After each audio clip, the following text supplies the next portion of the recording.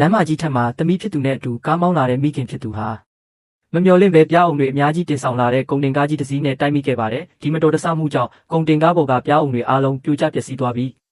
စက္ကန့်ပိုင်းတွင်းမှာပဲမရေမတွက်နိုင်တဲ့ပြားအုပ်ကြီးဟာလေထုထဲမှာအုံခဲပြီးပြန်တန်းလာပါတော့တယ်။ဒီအခြေအနေကိုသိလိုက်တဲ့ကယ်ဆယ်ရေးအဖွဲ့တွေချက်ချင်းရောက်ရှိလာပြီးပြားတွေကိုနှိမ်နင်းဖို့ကြိုးစားပေမဲ့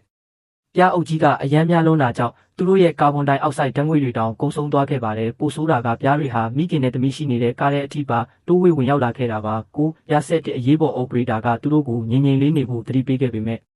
သမီးဖြစ်သူဟာပြားတုပ်တာကိုမခံနိုင်တဲ့ဓာတ်မတည့်မှုယောဂအပြင်းထန်ရှိနေသူဖြစ်ပါတယ်။နောက်ဆုံးမှာတော့သမီးငယ်လေးဟာပြားတုပ်ခြင်းကိုခံလိုက်ရပြီးအသက်ရှူချက်ကသတိလစ်လူနီးပါးဖြစ်လာခဲ့ပါတယ်။အရေးပေါ် operator ရဲ့လမ်းညွှန်မှုနဲ့မိခင်ဖြစ်သူဟာဓာတ်မတည့်မှုတက်တာစေတဲ့အရေးပေါ်ထိုးဆေးကိုသမီးဖြစ်သူရဲ့ပေါင်မှာချက်ချင်းထိုးပေးလိုက်လို့သမီးငယ်လေးအသက်ရှူပြန်ကောင်းလာခဲ့ပါတယ်။ဒါပေမဲ့ကန်ဆိုးစွာနဲ့ပဲအဲ့ဒီအချိန်မှာမိခင်ဖြစ်သူပါပြားထက်မှန်တုပ်ခြင်းခံရပြီးသတိလစ်သွားခဲ့ပြန်ပါတယ်။တစ်ဖက်မှာလည်းရဲရင်တဲ့ကယ်ဆယ်ရေးသမားတွေဟာပြားတွေဟာမိခိုးငွေ့ကိုကြောက်ရွံ့တက်မှန်သတိရသွားပြီးကားကြီးတွေရဲ့အိတ်ဆုံးမီကိုငွေတွေကိုပန်ကာအင်ဂျင်တွေနဲ့မှုတ်ထုတ်ပြီးပြားအုပ်ကြီးကိုမောင်းထုတ်ဖို့ပြင်ဆင်ကြပါတယ်။ကားထဲမှာတော့သမီးငယ်လေးဟာသတိလစ်နေတဲ့မိခင်ဖြစ်သူကိုကယ်တင်ဖို့အတွက်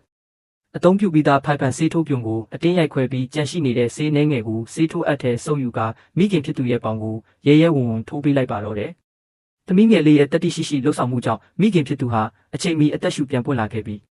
အပြင်ကကယ်ဆယ်ရေးသမားတွေရဲ့မိကိုငွေအကာအကွယ်နဲ့အတူသူတို့နှစ်ယောက်လုံးကိုပြားအုပ်ကြီးရဲ့ရန်ကနေဘေးကင်းလုံခြုံစွာကယ်ထုတ်နိုင်ခဲ့ပါတော့တယ်။ကဲပရိသတ်ကြီးတို့ရောအခုလိုမျိုးပြားအုပ်ကြီးနဲ့ကြုံတွေ့ရရင်ဘယ်လိုကာကွယ်မလဲဆိုတာခမန့်မှာရေးခဲ့ကြအောင်နော်။